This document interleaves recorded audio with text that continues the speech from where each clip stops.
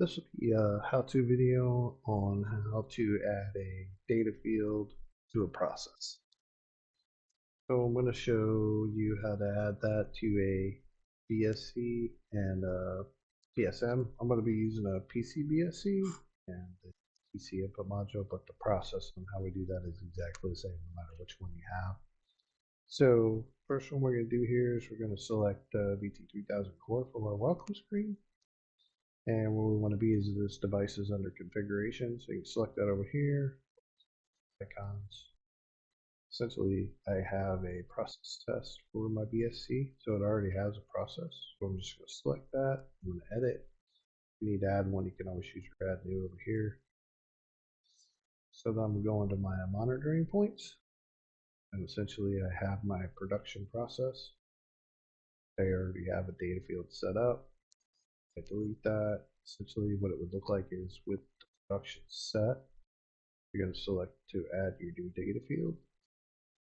And then you're going to give it a name. So I'm going to go with I want the employee's ID or name. To that effect.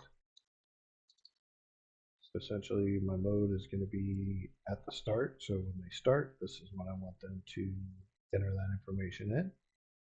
Source type, you can select any of the ones you need. Those are explained in other videos. For me right now, I'm just going to do key input.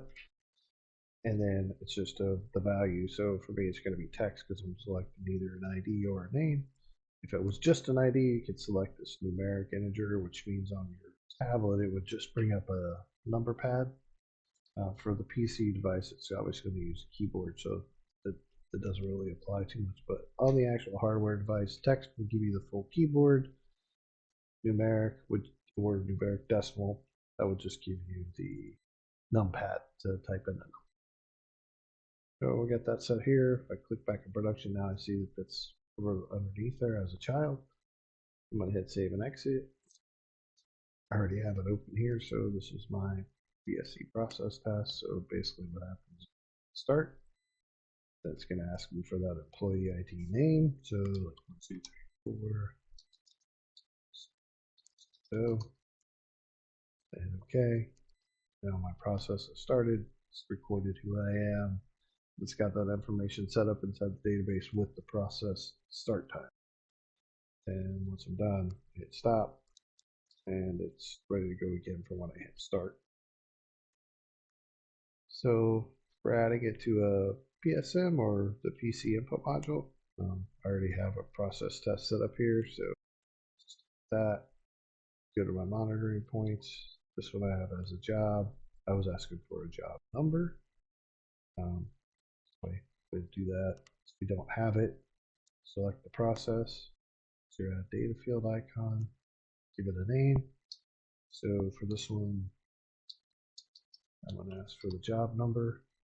You have more modes here. So at start means when you start the process, it's going to ask you for the job number.